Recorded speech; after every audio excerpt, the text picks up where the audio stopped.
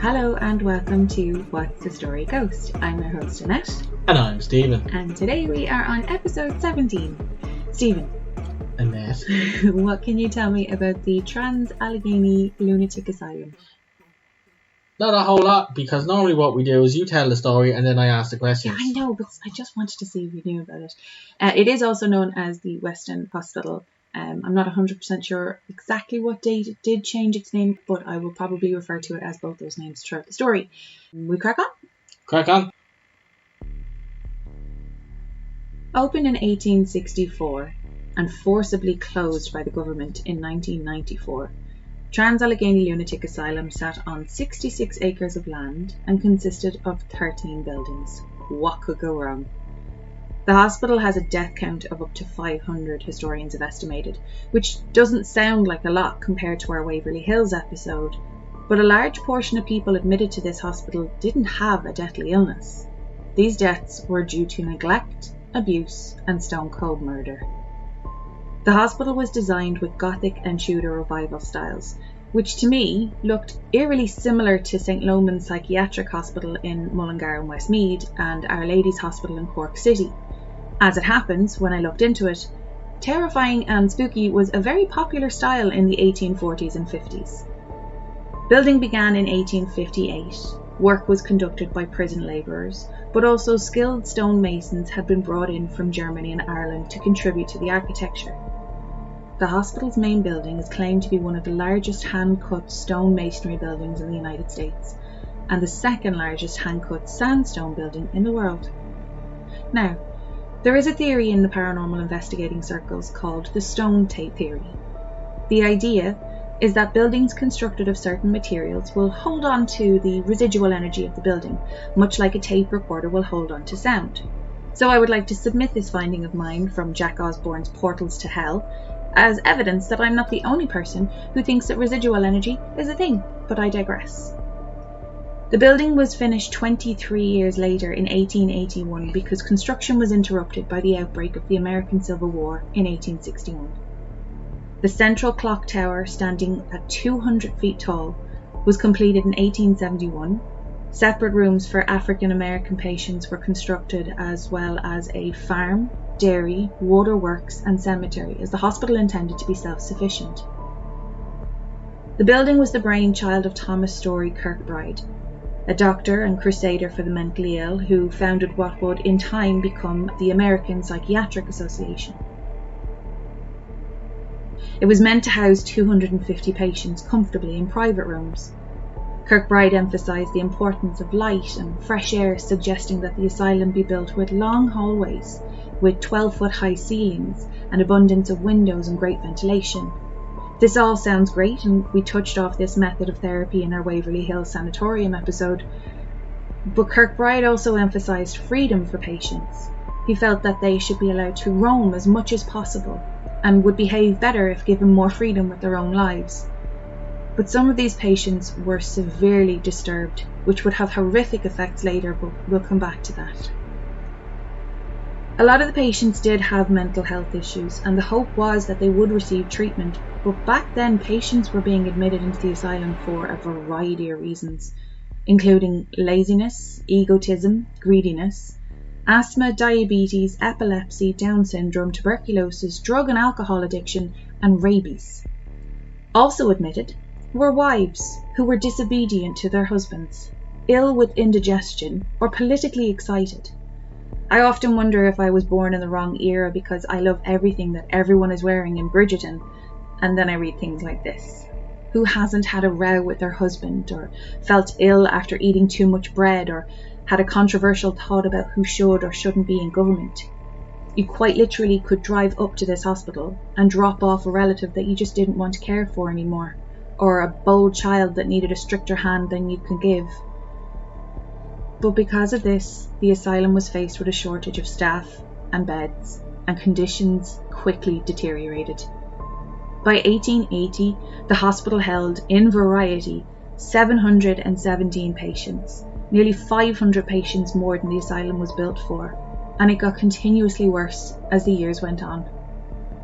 By 1938, the asylum held 1,661 patients, over 1,800 patients in 1949, and then at its peak, 2,600 patients in the 1950s. The farm and dairy on the compound, originally designed to provide for 300, were unable to meet the increased demand that came with overcrowding. Patients began to suffer from malnutrition, which only exacerbated mental health issues. Needless to say, the hospital was drowning. In 1935, Portuguese neurologist Egas Moniz pioneered the Locotomy, an extreme form of brain surgery designed to suppress anxiety and mood disturbance in otherwise untreatable patients. The following year, American neurologist Walter Freeman, working with surgeon James Watts, embraced this practice for use in the United States. Over the next decade, the pair performed hundreds of procedures, now renamed lobotomy by Freeman. In 1950, Weston State Hospital found itself in the center of West Virginia's lobotomy project. Between 1952 and 1955, 787 West Virginians were lobotomized at the 4 state mental hospitals of the era: Huntington, Spencer, Lakin, and of course Weston. Freeman is thought to have travelled back and forth from Washington, where he resided, to do most, if not all, of the procedures. More than 100 people had had the surgery before 1952, meaning approximately 900 state residents in total endured the procedure, the largest number per capita of any US state. Simplifying the process was a major benefit, given Freeman's intention of reducing the overcrowding and financial burden in mental hospitals that many states faced. Transorbital lobotomies could be completed quickly, and in Freeman's mind, did not require surgical training or an operating room. By teaching the transorbital protocols to doctors and psychiatrists, Freeman hoped to get closer to his ultimate goal of ridding the world of mental illness. Good as his intentions were, many of these patients did not consent to the surgery. Thankfully, the introduction of psychotropic medicines in the mid-1950s, plus studies arguing the claims of the operation's success, led to the end of the West Virginia lobotomy project in 1955. But so many were left in a palliative state. Sometimes perfectly healthy patients left with lasting physical and cognitive damage after this barbaric treatment. In an attempt to expose the terrible conditions within, the Charlestown Gazette attempted to send a crew into the asylum in 1949. They found patients sleeping on the floor and in corridors, freezing due to the lack of sufficient furniture and heating in most of the complex. Only one wing, which had been rebuilt following a fire in 1935 started by a patient, was luxurious by comparison. They also noted that patients that orderlies deemed unable to be controlled had been locked in cages in open spaces in an attempt to make more bedrooms available for less worrisome occupants. The lack of proper care and access to sanitation led to a huge number of deaths in the hospital. It's not hard to imagine the frustration among the patients. Some became violent to other patients. These aggressive patients were just locked away and not treated. Some were even chained to the wall. In the 1980s, a new asylum was opened. Many were moved, but the violent patients, however, remained, gradually transforming the asylum into a prison in 1986, rather than remaining a hospital. By the time the asylum closed in 1994, the only part of the grounds that had been expanded to accommodate the new demand was the graveyard. Today, the building is slowly being restored by its current owner, Joe Jordan, and his daughter, Rebecca. Rebecca manages the building and has had her own experience while giving a tour when she felt someone grab her shoulder and squeeze. Since 2007, tours have been made available for those who wish to see the asylum firsthand. Ghost hunters, the building's most frequent visitors, say that they can feel the presence of hundreds who perished in the shocking conditions. Understanding the spirits and what they went through makes it easier for them to communicate, but also creates a sense of empathy. These spirits are people who once had full lives just like anyone else. There are a few choice locations throughout the asylum that are said to have heavy activity. It's no surprise, with such torture and neglect, the walls of Trans Allegheny, with its dark history, are dripping with residual energy. One of the asylum's most well-known ghosts is that of a little girl named Lily. Although there was a children's ward, it's believed that Lily was born in the asylum, not quite admitted, and died of pneumonia at age 9 within the walls also. She isn't shy about making herself known to staff or visitors. Commonly reported paranormal activities by Lily include holding your hand, tugging your clothing, giggling, stealing candy, and invisible games of ball. Sounds pretty normal for a 9-year-old little girl. Another popular spirit left trapped inside the asylum is that of Ruth. Not much is known about her, but what we do know is that during her time in the asylum, Ruth was an aggressive and at times a violent older lady who had a severe disliking towards men.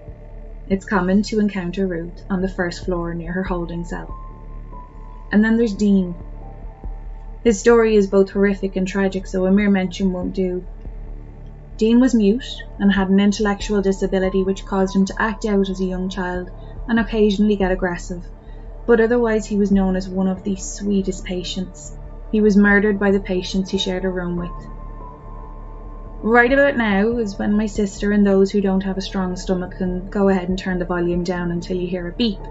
I'll include going forward at gruesome parts, and just assume Dean's death, as I said, was both horrific and tragic. Dean lost his life in what would be known as the Bedpost Murder in 1987. As I said, he was known as one of the sweetest patients, but it was because of his occasional outbursts he found himself a patient in Ward F, which housed the more violent patients. After colouring for most of the day under nurse supervision, he found himself alone with 25-year-old David Mason and 30-year-old James Woods. They hung Dean with the bed sheet until he passed out, lowered him, brutally beat him, and then when he woke up they'd hang him again, repeatedly raising and lowering him, beating him in between. At the time, the asylum had steel bed frames in all the wards. They lay him on the ground and placed the foot of the bed on the side of his head, and while one would hold him in place, the other would jump on the bed. They took turns doing this until eventually Dean's head was impaled by the bedpost and he died. He now haunts the room he was brutally murdered in. Other hauntings include that of the second floor, where disembodied voices warn people to get out of a room where a double suicide occurred. The same floor is haunted by a stabbing victim who tugs on the pants of people walking by as if using his last bit of strength to seek help. Doors are commonly left open by a nurse's ghost named Elizabeth, who is thought to still be doing her rounds. Be you a skeptic or a believer, I think we can all agree the building serves as a reminder of a shameful past and an urgent call to do better in the future. What do you think of that? Wow. Yeah, it's intense. You can't see this, but I'm gathering myself. That Dean story is a bit It's deep. so sad. It's so sad. But like, I imagine if you get haunted by him, it's not like ooh, boo, boo, boo. It's like, hey, do you want to colour my colouring books with me? Yeah, I mean, I didn't actually realise. I knew he had a mental disability, but I didn't realise until I read it. His story, I knew about the bedpost. I don't want to go into too much detail on that, otherwise it defeats the purpose of me trying to section that part off. But it was only when I went and read more about him, I was like, supervised colouring all day? And then I realised that he had the mental intellect of probably someone much, much younger, because he was 49 when he died. Yeah. And it was just when I was just so sad, colouring all day, and then just goes back to his room, and then he's just... Because he's so big as an adult, when he acts out like a toddler acts out and throws their toys at the pram, he looks like he's a big giant man. And if you know when the boys hit us or something, they're like, no, I don't want me milk, whatever. This, I actually meant to mention as well, this story came in as a recommendation from a good friend of mine, Steven. It's funny because when I was reading up on it, it actually said that it doesn't have as many hauntings as Waverly Hills. Yes. And I was like, no, hang on a second. All the videos I'm watching here are of the guides actually talking about tons and tons of hauntings because of the American Civil War. All the money that went... that's what I wanted to go back to. It's the timeline. So you said it started built in 1858 and it opened in 1864. Yeah. But then you threw in dates of something was finished being built in 1871 and then something else. Tower, yeah. And something was finished in 1881. But it was a building in progress. Well, there was quotation. Well, no, guests. but see, this is what I'm saying, right? The building was state of the art when it was first built, and it would have comfortably held 250 patients in private rooms. But then out of nowhere, people were just coming up with, like I said, TB patients. And, from the Waverly Hills episode, the whole reason... Unruly wives. I know, I read that. How dare you get... What was one of the words I giggled? It was politically excited. I know. Don't you be getting notions about politics. I want to be a suffragette. You remember, though, from the Waverly Hills episode, the whole point of Waverly Hills being so far away from everybody is so that the spread of tuberculosis wouldn't just become rampant.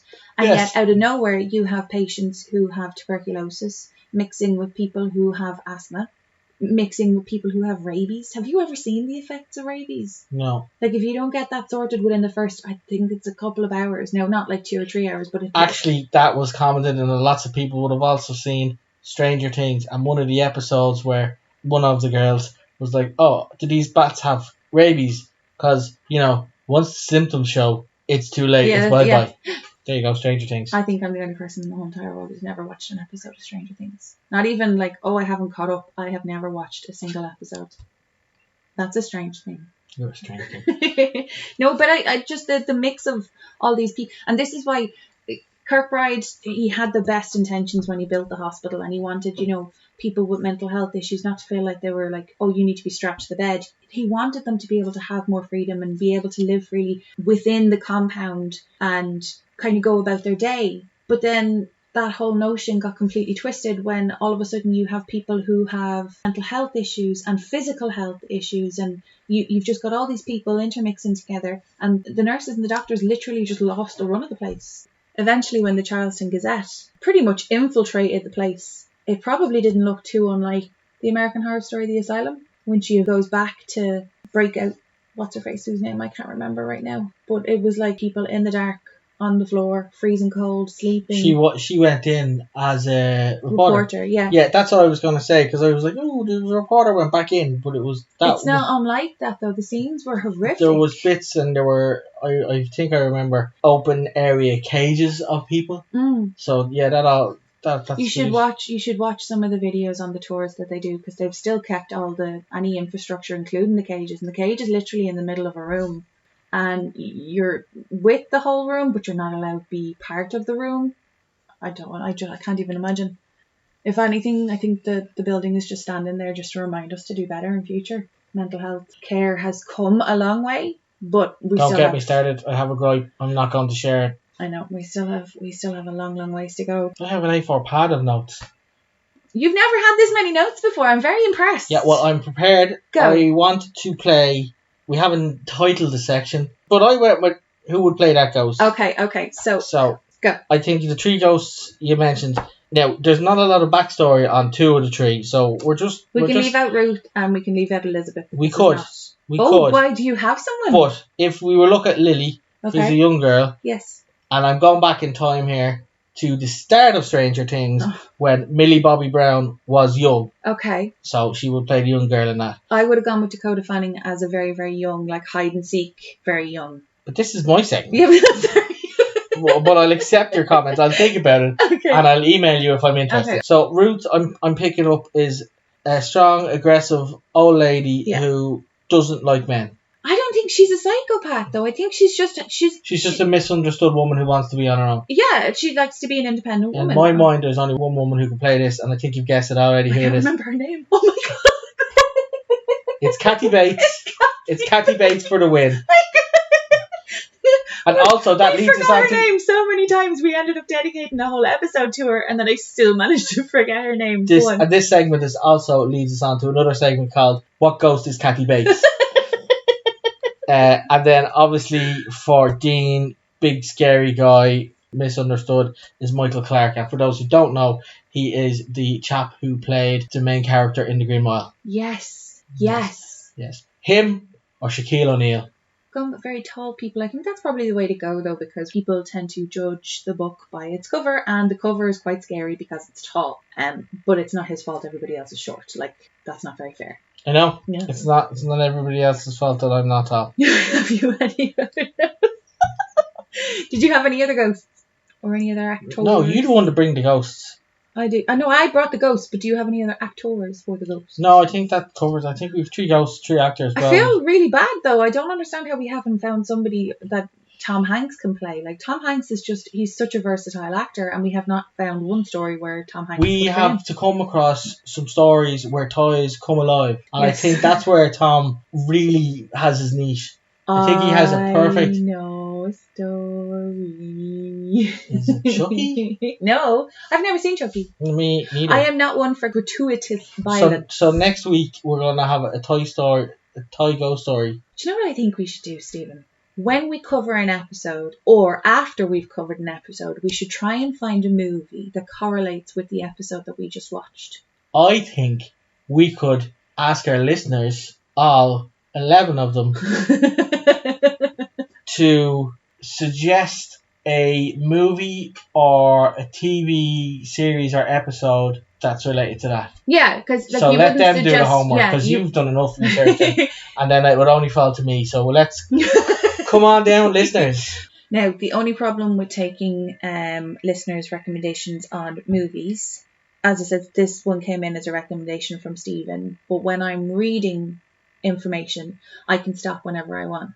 When you and I are trying to watch a movie together, I don't think you would want to watch a gratuitous violent movie with me. No, you see, this is why you hold a pillow close to you and then you flap it up like a protective window. So I'd literally just be sitting there with the pillow in front of my face all the time. Okay, let me give you an example of movies that I like to watch. I would watch The Woman in Black 7,546 times. I love that movie. I love Hide and Seek.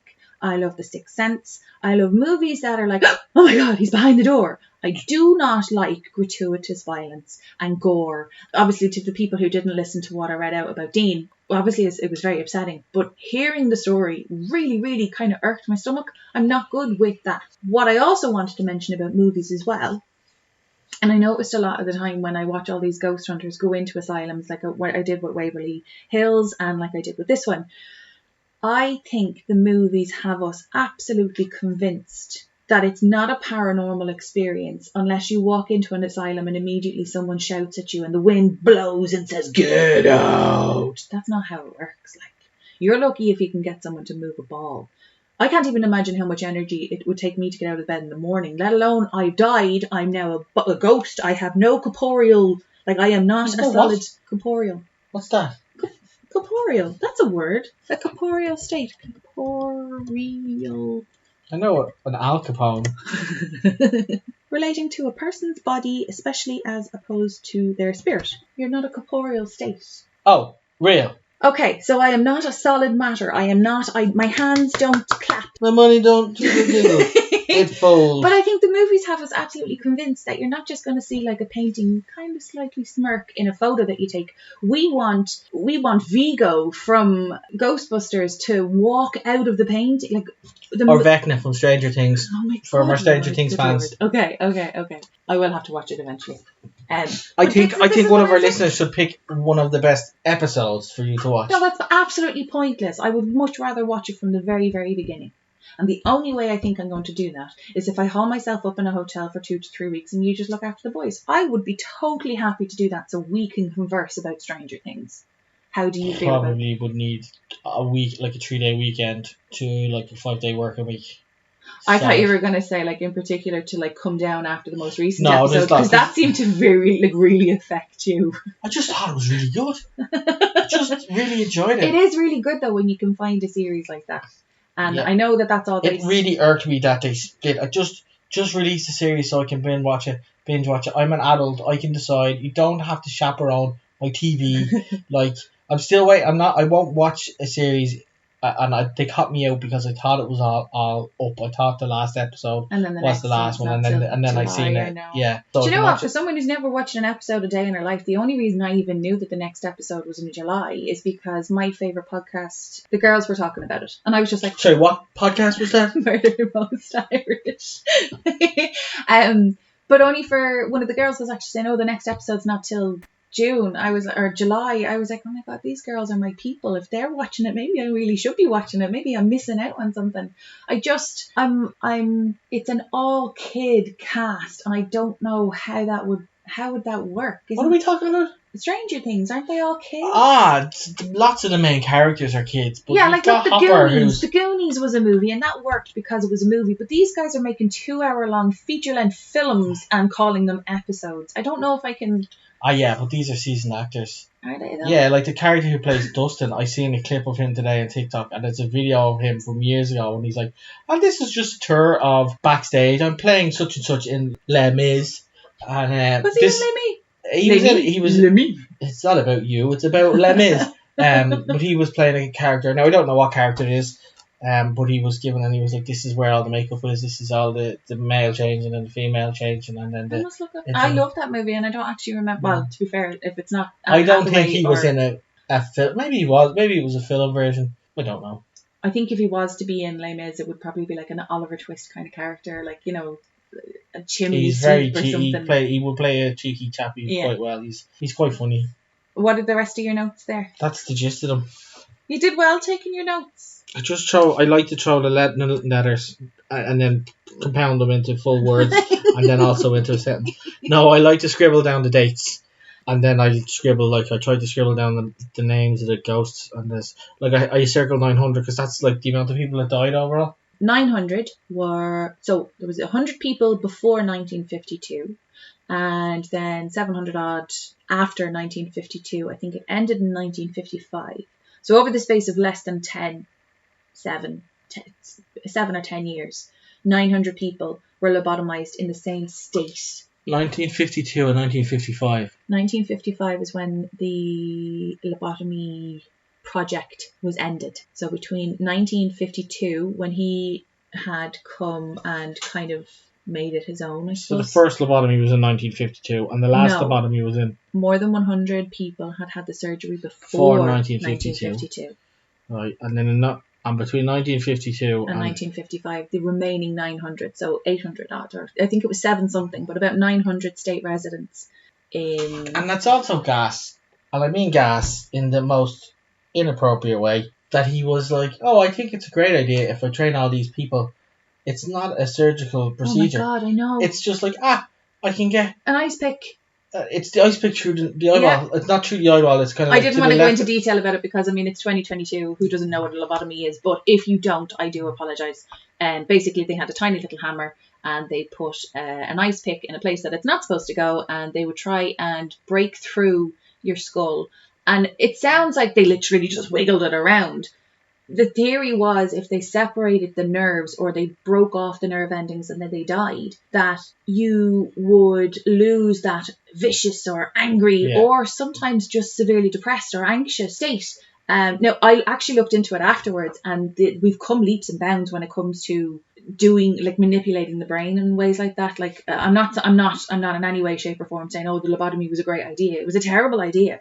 But at the time, it was a huge advance, and we know less about the brain than we do. We know more about the moon. It's made of cheese. That's all you need to know. That's pretty much all you need to know. It's its own charcuterie board. There is... Charcuterie ball. There is... Oh, I love some cheese right about now. Yeah, back then, the lobotomy was thought of as, like, state-of-the-art, new advances in how to help these people. And by everybody, but 900 of them. But 900... Well, that was 901 state. The fact that he thought that you didn't need an operating room, just bleh. There was one lady, she was severely depressed, and I think they used her as an example to say 50, 60, 70 years ago. Would that be 1950? 70 years ago, the first thing they would have suggested to her was to go and have a lobotomy. And what she's had done now is when she starts to feel, or when this little tiny, it's no bigger than the top right corner of your credit card. It sits on receptors in your brain, and when it starts to notice that your mood is dipping, it releases whatever it is that needs to be released, as serotonin or endorphins or dopamine, to try and bring your mood back up again. And she's gone from walking out of her job and just leaving and not telling anyone where she was going and not getting out of bed for weeks, to being able to go out and walk her dog and this and the other. And I thought this was all great, like all this scientific... Someone that now. Okay, right. I misunderstood completely. Sorry. I was like, somebody who got lobotomized in 1950 has now got a SIM card in their brain that reacts to the dopamine level. But I mean, a dog would do that anyway. But what I was saying was, sorry, I might have said that wrong. 70 years ago, she would have been a prime candidate. I understand. You said it right. I heard you wrong. Oh, okay. And there were so many cases that I watched of like 23-year-old young women. Now, I know I'm 35 in a couple of days, and as far as I'm concerned, anyone that's less than me is still babies. But I'm looking at this 23-year-old girl, and her parents' issue was She didn't engage in the political conversation that we had at the dinner table, and she didn't engage in the intellectual conversations, and she didn't and I'm kind of like, that's because she didn't like any of this, and all she wanted to do was eat and go and read a book and be by herself. But because she didn't engage in the same way as the rest of her family, and she didn't have the same interests, she didn't want to go out and get married and have loads of babies and buy a house, she just wanted to do her own thing. Her family put her forward to have a lobotomy, and I'm like, there is nothing wrong with this girl. She gets lobotomized and ends up having to learn how to walk, talk, eat, use the bathroom. Her whole life is completely turned up. Her family who suggested that and pushed her to do it didn't help her go to the toilet. Exactly. Yeah. The mild inconvenience of having to talk for her because she wouldn't engage in a conversation has now turned into she can't go to the bathroom by herself. But they wouldn't get up after her. No. Well, I mean, if they're going to put her in for a lobotomy just because she won't have a conversation with them, I really doubt her palliative care was looked after by them. But this is where Trans Allegheny would have come in. You don't want to look after your sick relative that you got lobotomized, bring them there. They'll look after them. You just make up an illness. Oh, she's political. She's suffragette. She had an opinion about... Disobedient, though. Have you ever... Like, if you turned around and you didn't have a steak and chips ready, you're kind of like, come on, like... isn't cooked to perfection when I come in the door from work tomorrow. It's off to the asylum with you. Well, that's going to be hard for both of us because you didn't buy tortellini. You bought tagliatelle. Well, that segment was funny until you were... No, it's not. It's fine. Have we any other notes? No. Or things? No. I think you've a lot to cut down there. I do. All right, say your words. I wanted to touch off one thing, though. I had thought very briefly, about cutting the episodes down to one episode a week, but a very long episode. And the chap who actually suggested this episode to me said that it's actually quite handy because he lets the episodes build up. And then I realised I do that as well. And then you just, I don't know, kill a 2-hour journey when you're driving home or, if you're on the bus or something. So I think unless the consensus is otherwise, I think we're happy to stick with the 2 episodes a week. Well, if somebody wants to give us feedback, they're more than welcome. Yeah, it'd be good to get some feedback because I'm watching the numbers go up of the amount of downloads and listeners that we have, and I have no idea who you people are. Like, who is listening to you and me talk absolute blah for like 45 minutes? Yeah, let us know who you are. Send an email. Send us on your PPS number. The usual. It's credit card number, Steven. You don't want PPS. I'm bad at this thing. Stealing. Yeah. Okay, I think we will finish up there. Thank you so much for listening to the episode today. I am actively trying to get the episodes up onto YouTube, which is proving a massive feat because I am not tech savvy, but I will try and get it done as quick as I can. If you have a personal story that you would like to share with us, our email address is whatsthestoryghost@gmail.com. As always, our Instagram is whatsthestoryghost. Oh, so exit jingle. Yes. Well, no, don't sound so about it. I'm more nervous because I haven't been thinking about what to do, and it's going to come out like countdown. Go.